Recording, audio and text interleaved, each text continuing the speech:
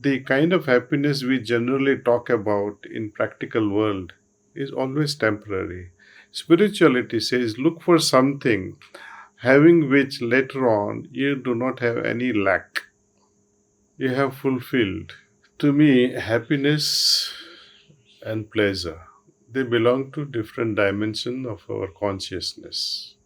Pleasure it is at a bodily level. It is sensual. It can become emotional at some point. That gives emotional satisfaction too. But after every encounter of pleasure, there is inevitable negative arising out of it almost all the time. With pleasure, you are always depending on the outside object. For example, someone relishing food, enjoying food, a nice delicacy, or nice drink, or nice fruit.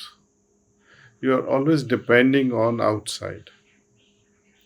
Happiness is independent in itself. You don't depend on anything except yourself within, where you have so much of satisfaction. You feel content from within. And this is much deeper than physical or emotional level or a mental level. It touches a deeper core of our being, happiness, and there is no contradiction to it. Once you are happy in a true sense, there is no negative thing that follows afterward. See?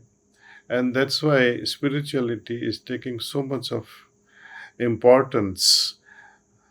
But to arrive at such a state of happiness, one has to struggle in the beginning, you see.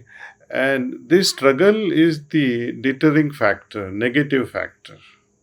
While with pleasure, it's immediate. You see, the effect is immediate. It is always alluring you, let me have it now.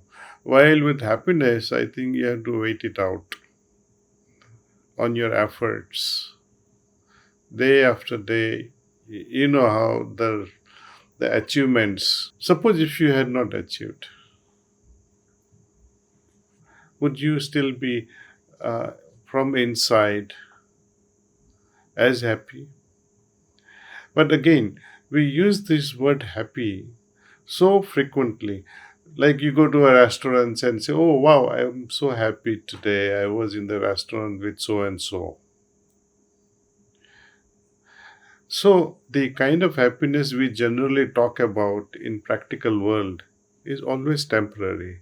Spirituality says look for something having which later on you do not have any lack. You have fulfilled.